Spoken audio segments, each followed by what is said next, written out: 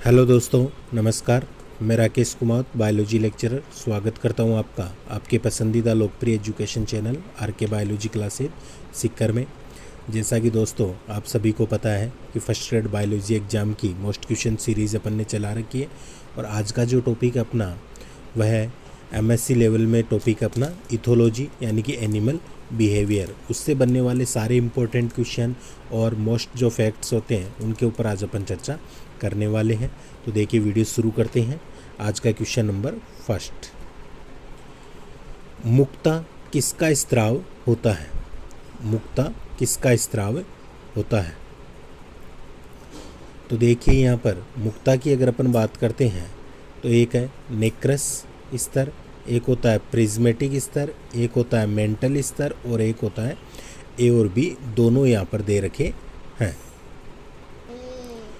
तो चारों ऑप्शन आपके सामने दे रखे हैं। अब सबसे पहले तो आपके कन्फ्यूजन ये होगा कि ये मुक्ता क्या होता है। तो मुक्ता का मतलब होता है दोस्तों यहाँ पर मोती। मोती जिसे अपन बोलते हैं मुक्ता यानी कि मोती, और मोती मुख्य रूप से प्राप्त होते हैं जो मोलस्क जीव होते हैं उनसे प्राप्त किया जाता है। अब स्तर की यहाँ पर बात चल रही है, जैसे नेक्रस स्तर होता है, प्रिज्मेटिक स्तर है, मेंटल स्तर है। स्तर का मतलब होता है कि उस मोलस्क जीव के जो आवरण बनता है जिससे अपने को वह प्राप्त होता है तो उसे बोलते हैं स्तर। तो वह यहाँ पर पूछा गया है। तो मुक्ता किसका स्त्राव होता है? इम्पोर्टेंट क्वेश्चन है, तो ध्यान रखना ये स्त्राव किसका होता है? मेंटल स्तर का होता है, यानी सी ऑप्शन जो होगा वह इसके अंदर राइट होगा। अगला क्वेश्चन देखिए, फिर 2 नंबर के क्वेश्चन पर चर्चा करते हैं। पीसी कल्चर निम्न में से कौन सा संवर्धन होता है? Pisciculture, pisciculture, pisces यानी क्या होती है? मछली होती है, सबको पता है। तो ये कौन सा संवर्धन होता है? ये मछली संवर्धन होता है। सी ऑप्शन राइट होगा। दोस्तों ये टॉपिक ऐसा है जिससे कई आपको इजी क्वेश्चन मिलेंगे तो कुछ हार्ड क्वेश्चन भी। हार्ड क्वेश्चन में अपन मुख्य रूप से देख सकते हैं, जैसे अपने किसी भी जीव जंतु की मुख्य रूप से प्रजाति पूछी जा सकती है, उनके बारे में भी अपन डिस्कस करेंगे। अगला क्वेश्चन देखिए, 3rd नंबर का जो क्वेश्चन है उस पर चर्चा करते हैं। ये देखिए 3rd नंबर का क्वेश्चन, निम्न में से कौन से समूह में स्वच्छ जलीय मछलियाँ आती है जिनका अत्यधिक भोज्य मूल्य होता है? तो यहाँ पर स्वच्छ जलीय मछलियाँ अपने को बतानी है। अब मछलियों के बारे में मैं आपको आगे डिटेल से बताऊंगा कि स्वच्छ जलीय कौन सी होती है, समुद्री कौन सी होती है, क्योंकि इनसे क्वेश्चन ज़रूर से आता है।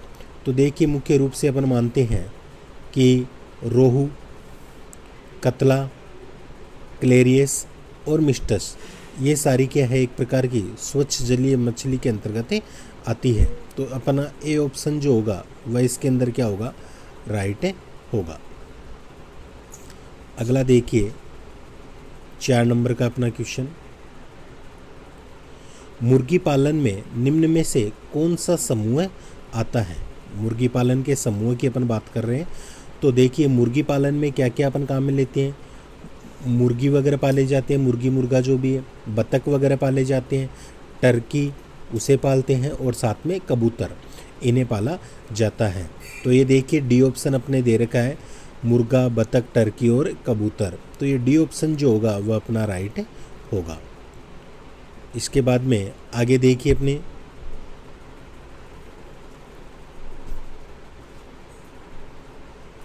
5 नंबर का जो अपना क्वेश्चन है उस पर अपन थोड़ी सी चर्चा कर लेते हैं।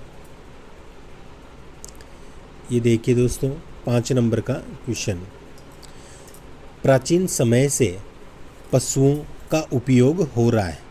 अब देखिए काफ़ी इजी सा क्वेश्चन है, लेकिन ऐसे क्वेश्चन पूछे जाते हैं एग्ज़ाम में। सभी क्वेश्चन हार्ड नहीं होते हैं दोस्तों। हमेशा एग्जामिनर की एक थिंकिंग होती है कि लगभग 25 से 35% पेपर जो होता है वह ऐसा बनाया जाता है कि नॉर्मल सभी उसे कर सके। तो ऐसे क्वेश्चन भी शामिल किए जाते हैं।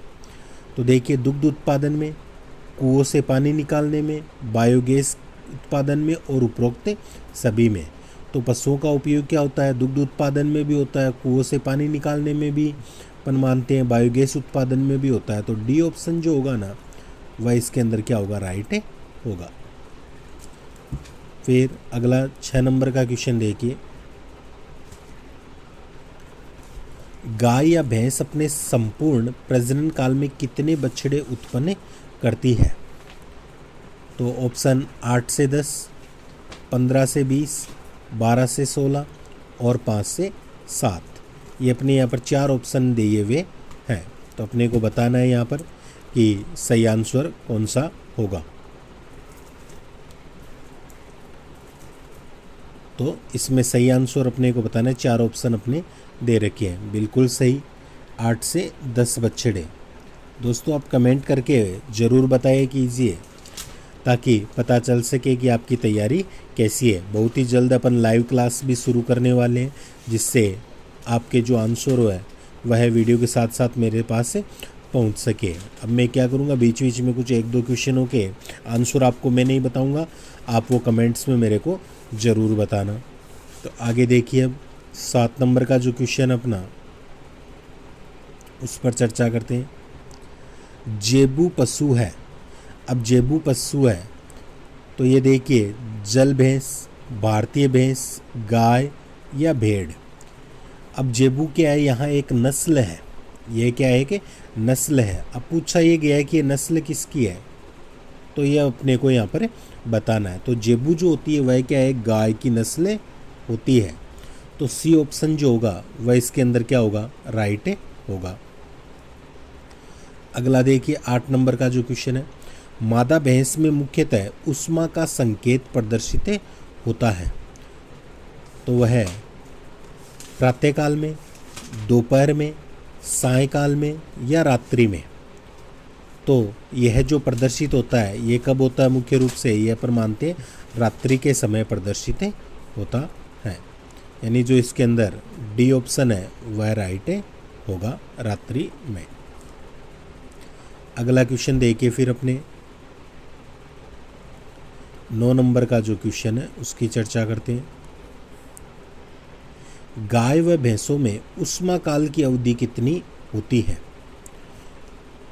24 से 36 घंटे, 24 से 36 घंटे, 7 से 10 दिन, 15 से 20 दिन या 24 से 36 दिन। ये ऊष्मा काल की अवधि यहाँ पर पूछी गई है। ऊष्मा काल की अवधि यानी जिस समय अपन मान सकते हैं कि उनमें प्रजनन की क्रिया होती है, तो यह मानी गई है 24 से 36 घंटे अपन मान सकते हैं, उसमें काल इनका माना गया है। तो ए ऑप्शन जो होगा वह इसके अंदर राइट होगा। अगला क्वेश्चन देखिए 10 नंबर। ये देखिए, निम्न में से किसको गरीब की गाय कहा जाता है, जो गांधी जी से संबंधित है? बिल्कुल नॉर्मल सा क्वेश्चन है, लेकिन अपने को देखना जरूर है, क्योंकि ऐसे क्वेश्चन भी एग्जाम में पूछे जा सकते हैं। ऑप्शन होगा बकरी। अगला क्वेश्चन देखिए 11 नंबर का जो क्वेश्चन है। समशीतोष्ण हिमालय क्षेत्र में रहने वाले व्यक्तियों का प्रमुख व्यवसाय होता है। इनका जो प्रमुख व्यवसाय होता है वह कौन सा होता है? भेड़ पालन, बकरी पालन, रेशम पालन या मधुमक्खी पालन। तो बताइए कौन सा होगा इनका? जी बिल्कुल राइट, इनका मुख्य व्यवसाय क्या होता है? बकरी पालन होता है। बी ऑप्शन जो होगा वह राइट होगा। अगला क्वेश्चन देखिए फिर 13 नंबर का जो अपना क्वेश्चन है, 12 नंबर का। लोही है। लोही क्या है? भेड़ की एक नस्ल, बकरी की नस्ल, घरेलू मुर्गे की नस्ल या गीज या कलहंस की एक नस्ल। तो लोही क्या है दोस्तों? लोही है एक भेड़ की एक नस्ल मानी जाती है, यानी जो इसके अंदर ए ऑप्शन होगा वह राइट होगा। अगला देखिए फिर 13 नंबर का जो क्वेश्चन है। भेड़ एवं बकरी किसमें भिन्न होते हैं? भेड़ और बकरी की बात की जाए तो किसमें भिन्न होते हैं? स्वभाव, आवास, आकार, शरीर आकृति, सींग, आकार व नाक आकृति। तो ध्यान रखना कि भेड़ व बकरी किसमें भिन्न होते हैं? यह है शरीर आकृति, सींग, आकार, नाक आकृति, इन सब में अपन मान सकते हैं कि एक दूसरे से भिन्न होते हैं। फिर आगे देखिए फिर 13 नंबर का क्वेश्चनों पर अपन चर्चा करते हैं। ये अपने क्वेश्चन नंबर 15 के ऊपर अपन चर्चा करते हैं। कौन सा जंतु साग सब्जियां, कूड़ा करकट, रसोई के वर्ज्य पदार्थ एवं मानव मल को खा सकता है? कुत्ता, सूअर, गधा या मुर्गा? तो ये मेरे ख्याल से सबको पता है, इसका आंसर होगा सूअर। बी ऑप्शन राइट होगा। अगला देखिए 16 नंबर का जो क्वेश्चन है, निम्न में से किस एक जंतु में जनन काल नवंबर से मार्च तक पाया जाता है? यानी कि सर्दियों के समय। ऊंट, सूअर, खच्चर या गधा? तो इनमें से किस में पाया जाता है? यह पाया जाता है मुख्य रूप से सूअर के अंदर। कब पाया जाता है? नवंबर से मार्च तक सूअर। बी ऑप्शन राइट होगा। अगला देखिए फिर 17 नंबर का जो क्वेश्चन है उस पर चर्चा करते हैं। भारत में गधे की 2 नस्लें पाई जाती हैं, जिसमें छोटे ग्रे रंग और बड़े सफ़ेद रंग के होते हैं।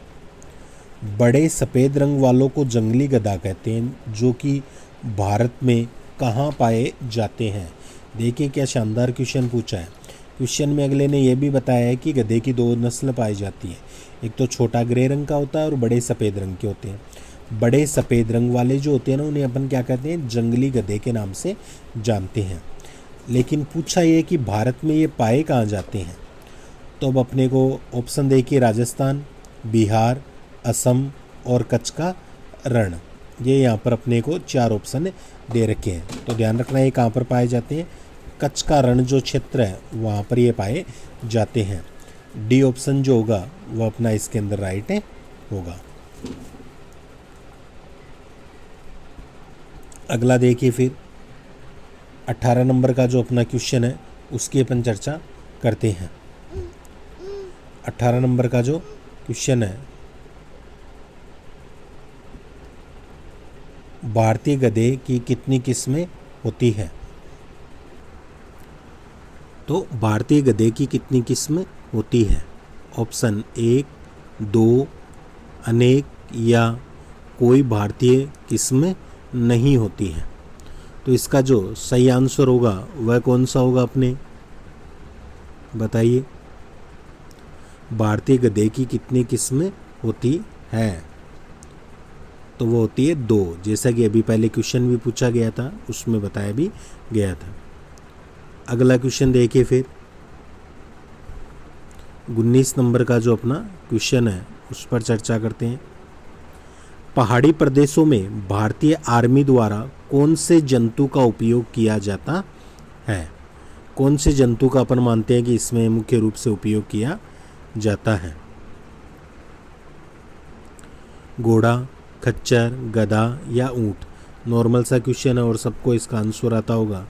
खच्चर का उपयोग किया जाता है। अगला क्वेश्चन देखिए, ये काफ़ी इम्पोर्टेंट क्वेश्चन है, इजी है लेकिन परीक्षा की दृष्टि से इम्पोर्टेंट है। ऊंट के कुब्बड़ का आकार अच्छा होना किसका संकेत होता है? ऑप्शन फर्स्ट, पानी एकत्रीकरण का। बी, अद्भुत रेगिस्तानी अनुकूलन का। सी, पोषण का। और डी, दे रखा उपरोक्त में से कोई नहीं। तो अपने को पता है कि ऊंट का जो कुब्बड़ होता है उसके अंदर क्या होती है? वसा एकत्रीकरण होता है। और वसा एकत्रीकरण किससे होता है? पोषण से रिलेटेड होता है, यानी कि अतिरिक्त जो भोजन होता है वह वसा के रूप में कन्वर्ट होता है। इसीलिए वह कई दिनों तक अपन मान सकते हैं कि बिना पानी पिए या भोजन के वह जीवित रह सकता है। तो ये किससे संबंधित होगा? पोषण से संबंधित होगा। सी ऑप्शन राइट होगा। अगला देखिए 21 नंबर का जो क्वेश्चन अपना,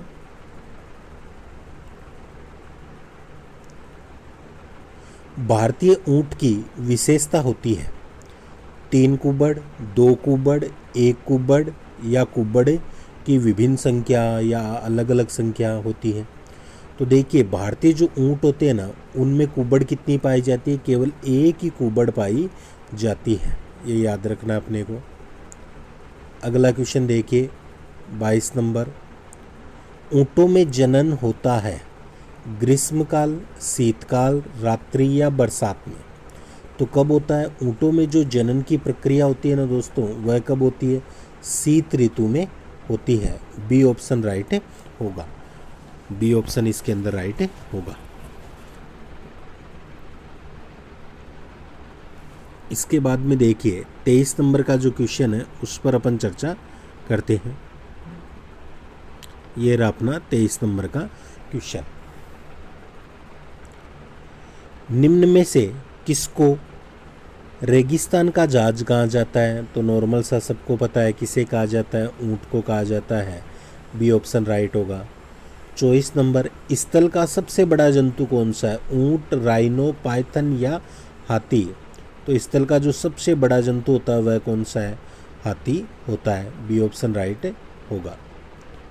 अगला क्वेश्चन देखिए 25 नंबर का जो क्वेश्चन है, हाथी में बहुत कम पाई जाती है। बहुत कम क्या पाई जाती है? देखिए, सुनने की संवेदना, सूंघने की संवेदना, दृष्टि या स्वाद की संवेदना। तो बताइए दोस्तों जल्दी से कमेंट में, हाथी में इनमें से कौन सी कम पाई जाती है? बिल्कुल सही, दृष्टि यानी कि साइट जो होती है वह कम पाई जाती है। अगला क्वेश्चन देखिए 26 नंबर का क्वेश्चन है, हाथियों के दो प्रकार होते हैं। एक तो होता है अपने अफ्रीकन और एक होता है भारतीय। अफ्रीकन हाथियों में पाए जाते हैं। अफ्रीकन हाथियों में यानी कि भारतीय हाथी से वे किस प्रकार भिन्न होते हैं? ऑप्शन देखिए, बड़े कान, उठा हुआ ढलान युक्त माथा, दोनों और टस्क या उपरोक्त सभी। तो इसमें उपरोक्त सभी सही होगा, क्योंकि जो अफ्रीकन हाथी होते हैं ना उनमें बड़े कान भी होते हैं भारतीय हाथी की तुलना में, उठा हुआ ढलान युक्त माथा भी होता है और दोनों और टस्क भी पाए जाते हैं। अगला देखिए 27 नंबर का जो क्वेश्चन है, हाथियों का शिकार किस लिए किया जाता है? हाथियों का जो शिकार होता है वह किस लिए किया जाता है? त्वचा के लिए, बाल के लिए, मांस के लिए या आइवरी के लिए? बिल्कुल सही है। तो ये अपने को पता होना चाहिए कि ये शिकार किया जाता है आइवरी के लिए, और इम्पोर्टेंट क्वेश्चन है दोस्तों, ज़रूर याद रखना इसे। अगला देखिए 28 नंबर का जो क्वेश्चन है, याक बहुत उपयोगी है। घास मैदान में, दलदल भूमि में, पहाड़ी प्रदेश में या सभी में? तो याक का उपयोग जो मुख्य रूप से किया जाता है वह पहाड़ी क्षेत्रों में किया जाता है। सी ऑप्शन राइट होगा। अगला देखिए कि जो याक परिवहन करते हैं, माल का, व्यक्तियों का, माल और व्यक्ति दोनों का, या उपरोक्त में से कोई नहीं? तो याक के द्वारा जो परिवहन का कार्य किया जाता है वह माल का भी किया जाता है और साथ में व्यक्तियों का भी किया जाता है।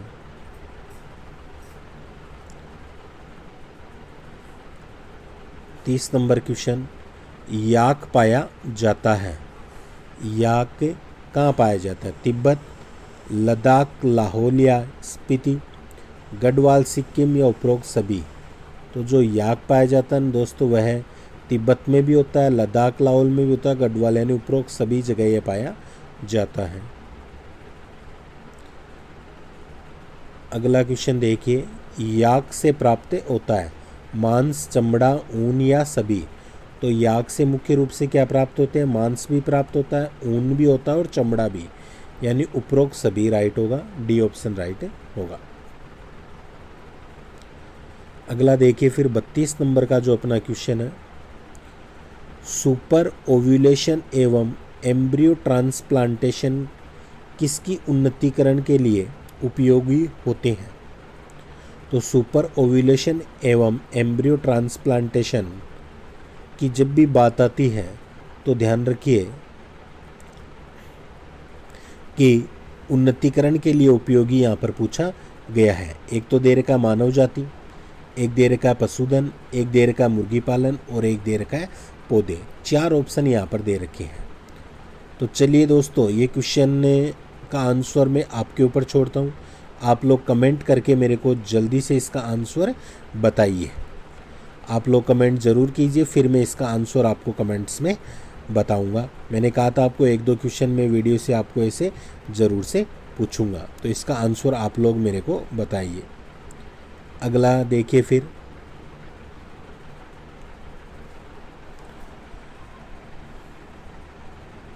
थोड़ी सी स्क्रीन बड़ी कर लेते हैं जी। बिल्कुल, अब देखिए अपने 34 नंबर का जो अपना ये क्वेश्चन है उसकी अपन चर्चा करते हैं।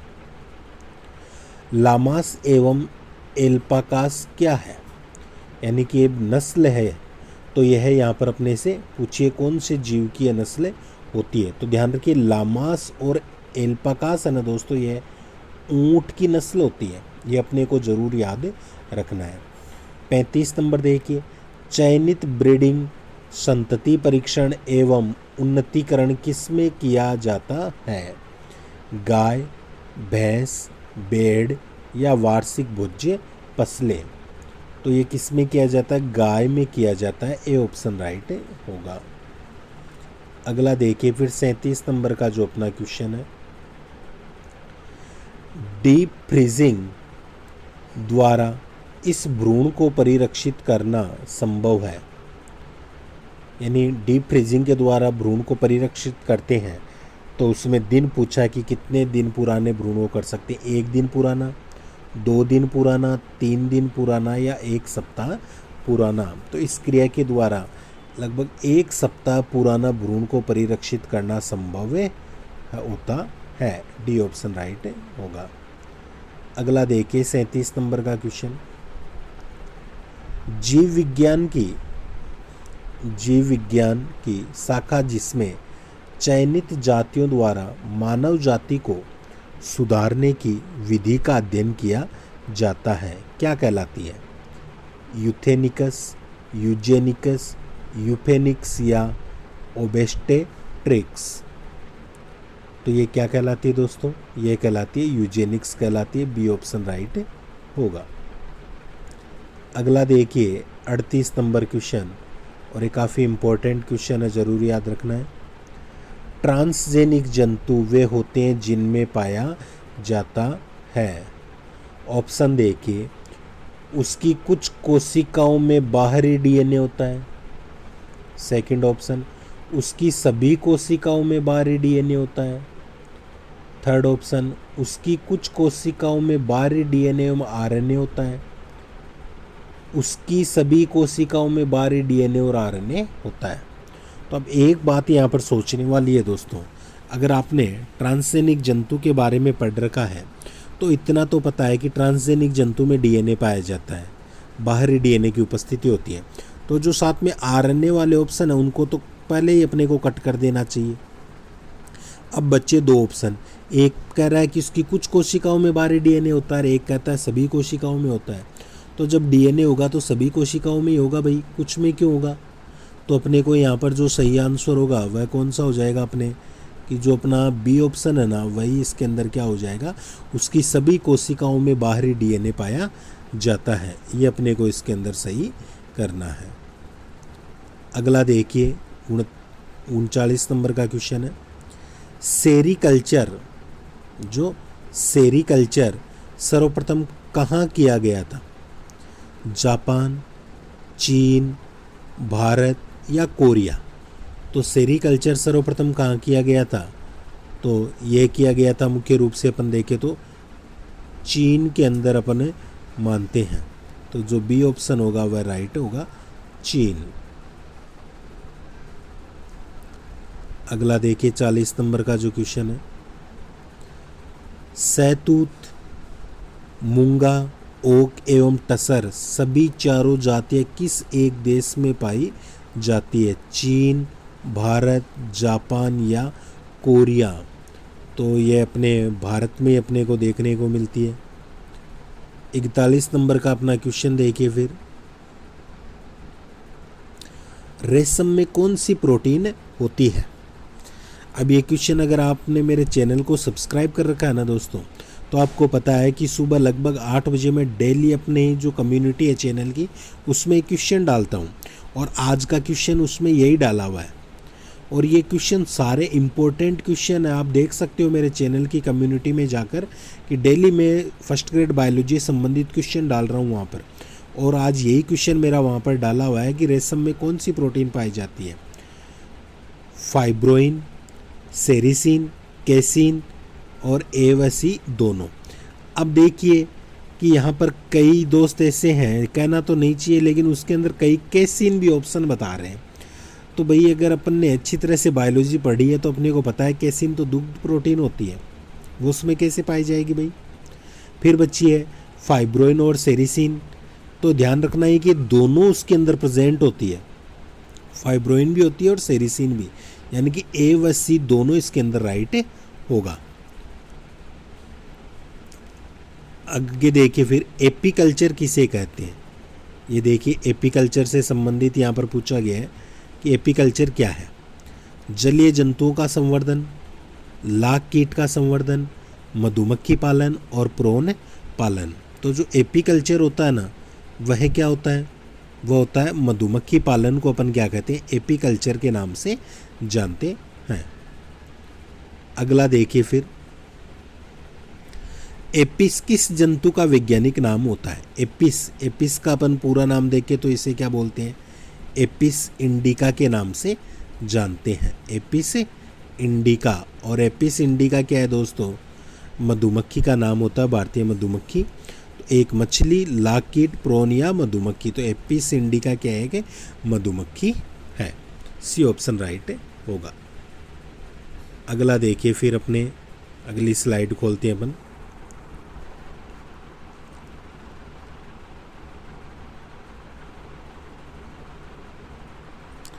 ये देखिए 44 नंबर का जो अपना क्वेश्चन है उस पर अपन चर्चा करते हैं। श्रमिक मधुमक्खी के पश्चटीबिया के बाहरी सतह पर कौन सी संरचना होती है। इंपॉर्टेंट क्वेश्चन है ना। तो देखिए वीडियो को देखते हुए मेरे ख्याल से आपको लगभग 25-30 मिनट हो चुके हैं, लेकिन अभी वीडियो में ना तो आपके कोई विशेष कमेंट आ रहे हैं, तो आपको अगर आंसर आते हैं तो आप कमेंट से बता सकते हैं, ना आप लोग लाइक करते हैं। अब लाइक करने का कोई पैसा वगैरह तो लगता नहीं है, या लाइक से हमें कोई पैसा नहीं मिलता है, बस लाइक से इतना पता चलता है कि क्वेश्चनों को पसंद किया जा रहा है। इसलिए अगर क्वेश्चन पसंद आ रहे हैं तो लाइक ज़रूर कर दिया कीजिए और थोड़ा सा शेयर ज़रूर कर दीजिए कीजिए, ताकि जो भी तैयारी कर रहे हैं सबको फ़ायदा मिल सके। तो देखिए श्रमिक मधुमक्खी के पश्चटीबिया के बाहरी सतह पर कौन सी संरचना होती है। टार्सस, परागकण थैली, हुक और बाल। तो ये इसमें होती है मुख्य रूप से परागकण की थैली होती है, बी ऑप्शन राइट होगा। अगला देखिए 45 नंबर का जो अपना क्वेश्चन है, शहद क्या है। अब सब अपन करते हैं शहद शहद, लेकिन शहद होता क्या है। एक ऑप्शन दे रखा है फूलों का मीठा रस, एक दे रखा है मधुकोश में एकत्रित फूलों का मधुरस, सी दे रखा है फूलों का मधुरस लार द्वारा मिश्रित करके मधुकोश में संग्रहित करना, और डी में देखो क्या दे रखा है कि फूलों का मधुरस एवं जल जो कि मधुमक्खी द्वारा चूसा जाता है। तो बताइए शहद क्या होता है, बताइए। आप लोग बताते हैं, आपके लिए छोड़ दूँ ये क्वेश्चन, नॉर्मल सा क्वेश्चन है। तो चलिए ये क्वेश्चन भी आपके लिए छोड़ता हूँ मैं। कमेंट में आप लोग बताएंगे मेरे को कि शहद क्या होता है। बाद में मैं ज़रूर बताऊंगा क्वेश्चन, ऐसा नहीं कहिए कि अब एक्स्ट्रा माइंड चलने लग जाता है, गुरुजी को जो क्वेश्चन नहीं आता है गुरुजी वह छोड़ देते हैं, ऐसा नहीं है। अगर बाकी क्वेश्चनों के आंसर मैं दे सकता हूं तो इनके भी आसानी से दे सकता हूं। ओनली ये केवल आपकी तैयारी के लिए है। अगला देखिए फिर 46 नंबर का जो क्वेश्चन है, लाख कीट क्या है। सहजीवी कीट, कमेंसेल कीट, परजीवी कीट या ए व बी दोनों। तो लाख कीट क्या होता है दोस्तों, एक परजीवी कीट होता है, सी ऑप्शन राइट होगा। 47 नंबर देखिए, कौन से देश में लाख का उत्पादन सबसे अधिक होता है। जापान, फिलीपींस, भारत और चीन। तो सबसे ज़्यादा कहाँ होता है, अपने इंडिया भारत में ही होता है। आगे देखिए 48 नंबर का क्वेश्चन, लाख का मुख्य संगठन क्या होता है। मुख्य संगठन की बात कर रहे हैं तो लाख में ध्यान रखिए मुख्य रूप से क्या होता है, एक तो रेजिन होता है, एक मोम होता है, एक गोंद होता है, एक क्या होता है वर्णक इसके अंतर्गत पाया जाता है। तो सी ऑप्शन जो होगा ना वह इसके अंदर क्या होगा, राइट होगा। अगला देखिए, नर तथा मादा लाख कीट के संपुट क्रमशः होते हैं। कि नर और मादा जो लाख कीट होते हैं इनके संपुट कैसे होते हैं। तो संपुट की विशेषता क्या होती है, नलिका में और गोल होते हैं। ए ऑप्शन इनका क्या होगा, राइट होगा। अगली स्लाइड देखिए। हाँ, ये देखिए क्वेश्चन है अपने कि निम्न में से कौन जनन सम्य है, कौन जनन सम्य होता है, ये अपने को यहाँ पर पूछा है। ऑप्शन सांड, बुल, बेल, खच्चर या म्यूल। तो जनन सम्य पूछा है तो ध्यान रखने, बेल या बुलूक जो होते हैं वह बंदे होते हैं, खच्चर बंदे होते हैं। ओनली वन सांड या बुल जो होते हैं वह क्या होते हैं, जनन सम्य होते हैं। ए ऑप्शन राइट होगा। तो दोस्तों ये मैंने आपको 50 क्वेश्चन इस वीडियो से करवा दिए। अब आगे इस वीडियो में क्वेश्चनों से भी इम्पोर्टेंट जो बातें हैं उनको अपन डिस्कस करने वाले हैं। अब वह क्वेश्चन से इम्पोर्टेंट बातें क्या क्या है वो देखिए। अब आप लोग भारतीय पशुओं की कुछ नस्लें अपने को जो याद रखनी है वह देखिए। दुधारू नस्लें सबसे पहले बताता हूँ।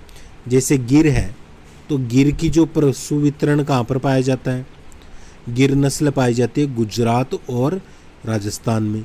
साहिवाल नस्ल जो होती है वह पंजाब, हरियाणा, उत्तर प्रदेश में। रेड सिंधी जो होती है आंध्र प्रदेश में, और देहोनी जो होती है ना वह भी आंध्र प्रदेश में होती है। क्योंकि मेरे को लगा कि इन क्वेश्चनों के अलावा भी कुछ बातें आपको पता होनी चाहिए, क्योंकि सारी जो नस्लें होती हैं उनको मैं क्वेश्चनों में शामिल नहीं कर सकता दोस्तों, इसलिए अपने को ये याद रखनी है। अब बात करते हैं बोझा ढोने वाली जो नस्लों की। तो इनमें जो मालवी होती है, मालवी वह राजस्थान, मध्य प्रदेश में। नागेरी जो होती है दिल्ली, हरियाणा, उत्तर प्रदेश में। हल्लीकर जो होती है कर्नाटक में। और कंगायम जो होती है ना वह तमिलनाडु, दक्षिण भारत के अन्य भाग में यह पाई जाती है। ये अपने को इसमें ध्यान रखनी है। इनके अलावा अगर अन्य अपन नस्ल देखते हैं तो सामान्य उपयोगी नस्लें से हरियाणा है। हरियाणी नस्ल कहाँ मिलेगी, हरियाणा, पंजाब, बिहार, मध्य प्रदेश, गुजरात में। ओंगोल नस्ल आंध्र प्रदेश में मिलती है। कंकरेज जो होती है गुजरात में। और थारपारकर जो नस्ल होती है वह आंध्र प्रदेश, गुजरात में। ये ज़रूर से याद रखनी है, पूछने की संभावना रहती है। इसके बाद में देखिए कि भारतीय भैंस जो होती है उनकी कुछ प्रमुख नस्ल में आपको यहाँ पर बता रहा हूँ, इनसे भी क्वेश्चन पूछा जाता है। मुर्रा जो नस्ल है कहाँ पाई जा रही है, पंजाब, हरियाणा, उत्तर प्रदेश में। बदावरी जो है उत्तर प्रदेश, मध्य प्रदेश में। जाफराबादी गुजरात में पाई जाती है। सुरती राजस्थान, गुजरात। महसाना गुजरात में। नागपुरी अथवा इलचीपुरी जो होती है ना वह कहाँ पर है, मध्य और दक्षिण भारत में। और नीली रावी जो है वह कहाँ पर है, पंजाब, हरियाणा में पाई जाती है। ये बातें भी अपने को याद रखनी है। इसके बाद में आगे देखिए, यानी कि नस्ल से ही बना है ये सारा टॉपिक, इसमें ज़्यादा नस्ल से ही क्वेश्चन आने वाले हैं, इसलिए अपने को पता होनी चाहिए ये बातें। अब देखिए जैसे ये है भारतीय भेड़ की नस्ल की अपन बात कर रहे हैं, तो देखिए लोही नस्ल पहली कौन सी दे रखी है, लोही नस्ल। ये लोही कहाँ मिलेगी अपने को, पंजाब और राजस्थान में। इसकी विशेषता क्या होती है, उपयोग उत्तम गुणवत्ता वाला ऊन प्राप्त होता है और दूध प्राप्त किया जाता है। फिर लोही के अलावा मुख्य रूप से अगर अपन इसकी नस्ल देखें तो एक बाखरवाल नस्ल अपने को ध्यान रखनी है। हालांकि देखनी तो सारी है, लेकिन मैं मेन आपको यहाँ पर बता देता हूँ, आप स्क्रीनशॉट लेकर सारी देख सकते हैं। बाखरवाल जो होती है ना वह देखो जम्मू और कश्मीर में मिलती है। उत्तम गुणवत्ता वाले ऊन शाल का भीतरी अस्त्र इससे निर्मित किया जाता है। फिर मारवाड़ी, अब देखो मारवाड़ी यहाँ पर नाम दे रखा अपने को कन्फ्यूज करने के लिए कि कहाँ पर पाए जाते हैं, तो अपन सब करेंगे कि राजस्थान में पाई जाती है, लेकिन ये कहाँ होती है, गुजरात, और मोटे ऊन के लिए इसका उपयोग किया जाता है। एक होती है पाटनवाड़ी, गुजरात में होती है, सेना का बुनाई वाला ऊन प्राप्त किया जाता है। अब देखिए अपन बात करते हैं कि जो भारतीय बकरियाँ होती है उनकी प्रमुख नस्लें कौन सी होती हैं। तो गद्दी व चंबा कहाँ होती है, हिमाचल में। कश्मीरी पश्मीना कश्मीर के पहाड़, तिब्बत, हिमाचल प्रदेश में। जमुनापरी उत्तर प्रदेश और मध्य प्रदेश में होती है, यूपी एमपी में।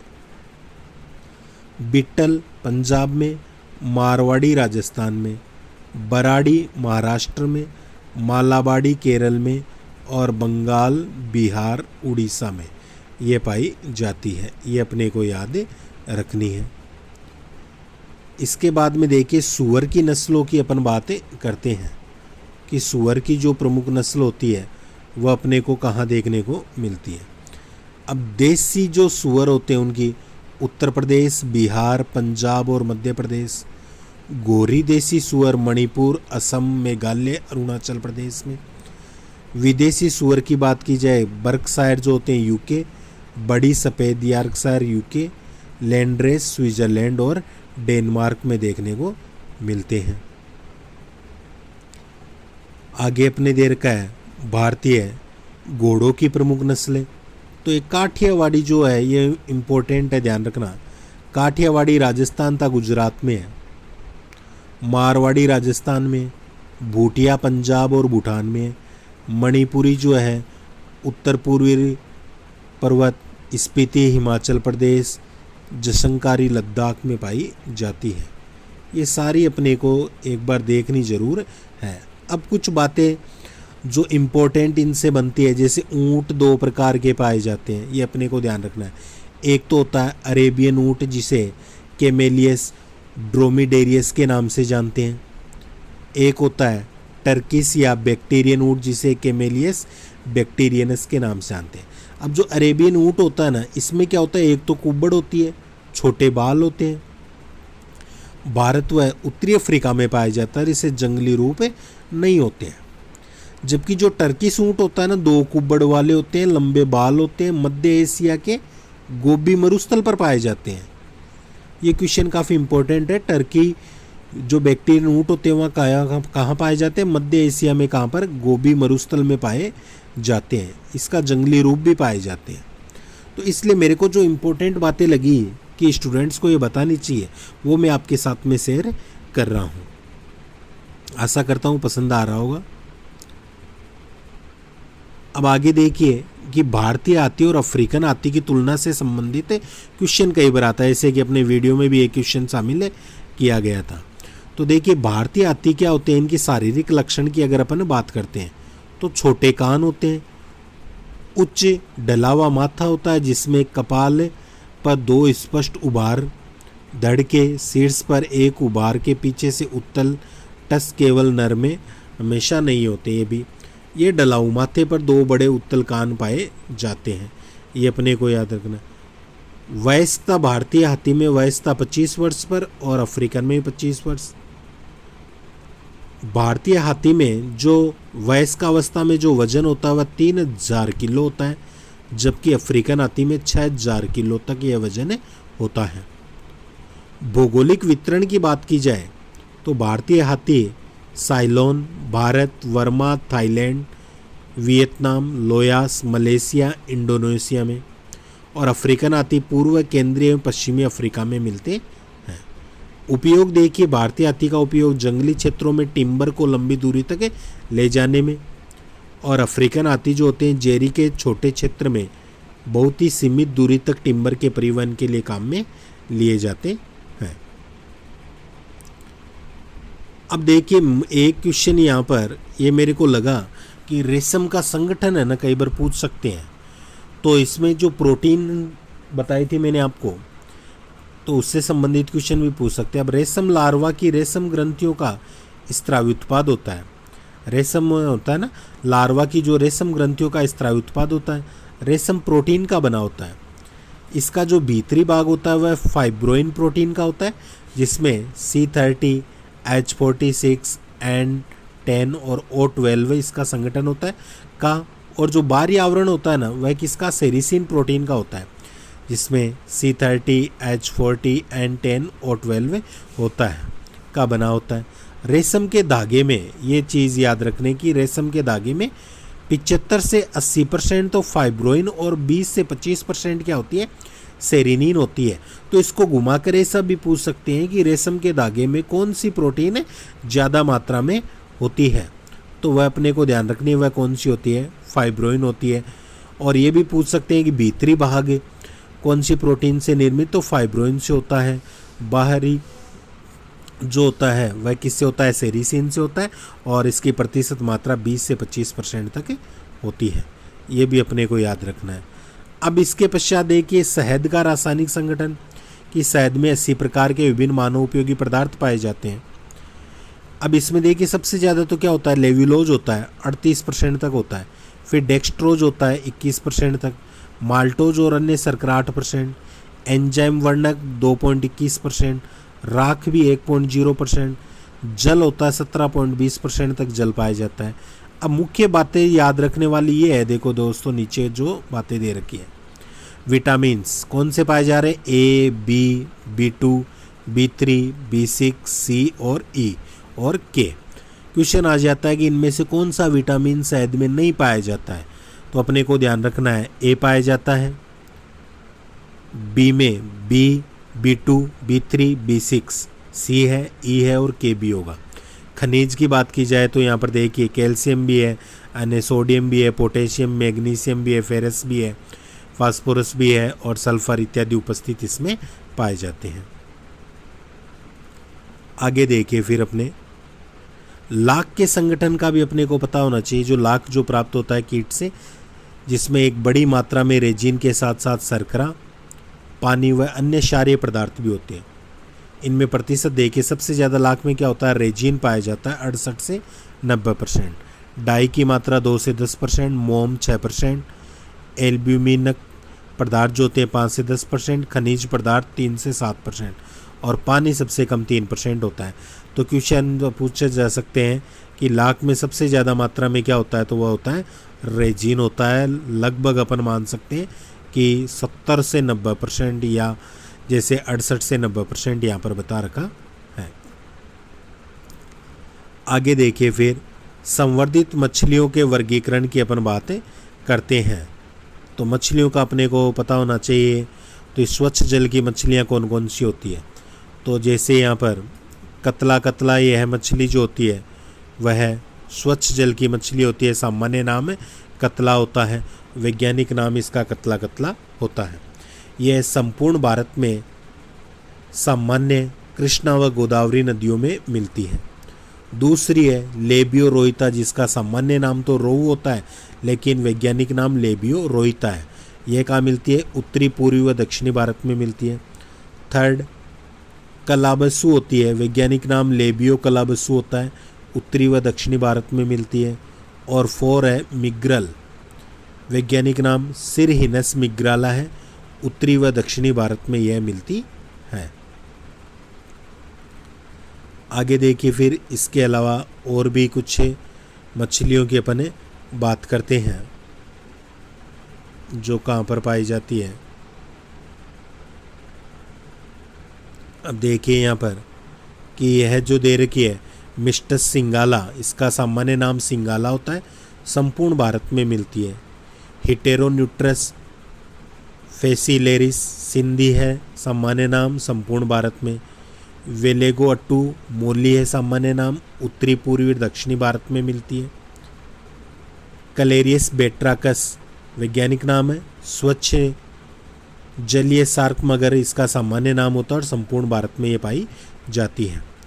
इसके अलावा खारे पानी की मछलियों की बात की जाए तो देखिए एक तो दूधिया मछली होती है खारे पानी की, जिसका वैज्ञानिक नाम होता है चेनोस, ये आंध्र प्रदेश तट पर पाई जाती है।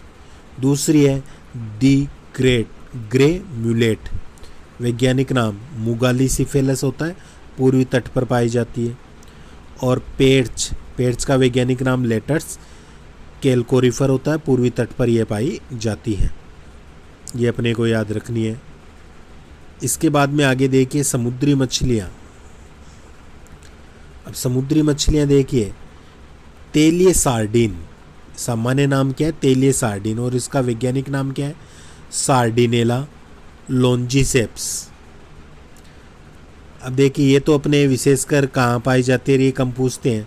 ऐसे पूछ लेते हैं कि इनका वैज्ञानिक नाम या निम्न में से समुद्री मछली कौन सी है, तो बॉम्बे डक है, इसका वैज्ञानिक नाम क्या है, हार्पोडोन हेहेरियस होता है। हिल्सा जो भारतीय रोड है, इसका वैज्ञानिक नाम हिल्सा। पेम्फ्रेट स्ट्रोमेटेयस सिनेंसिस होता है। इल्का एन्युइला होता है। साल्मोन का एल्यूथेरोनेमा होता है। और जो चपटी मछली होती है उसे अपन साइनाग्लोसम सेमेफेसिएटस के नाम से जानते हैं। तो ये इस टॉपिक से बनने वाले मोस्ट इम्पोर्टेंट क्वेश्चन के साथ इम्पोर्टेंट फैक्ट्स भी मैंने आपको उपलब्ध करवाए हैं। अब बस इतना ही आपसे कहना चाहूँगा कि अगर आपको मेरे द्वारा उपलब्ध करवाया गया मैटर पसंद आ रहा है तो वीडियो को लाइक के साथ साथ थोड़ा सा शेयर कर दिया कीजिए उन दोस्तों में जो फर्स्ट ग्रेड बायोलॉजी की तैयारी कर रहे हैं, क्योंकि प्रत्येक जो स्टूडेंट तैयारी करते हैं उसकी नज़र में उसके यार दोस्त ऐसे होते हैं जो उसके सब्जेक्ट से तैयारी करते हैं। तो उन ग्रुप में यह शेयर कर दिया कीजिए ताकि थोड़ी सी मेरी की हुई मेहनत भी रंग ला सके, ज़्यादा लोगों के पास ये वीडियो पहुंच सके और सबको फ़ायदा मिल सके। वीडियो पसंद आया तो वीडियो को लाइक कर दीजिए। मिलते हैं अगली क्लास में नए टॉपिक के साथ, तब तक के लिए जय हिंद जय भारत।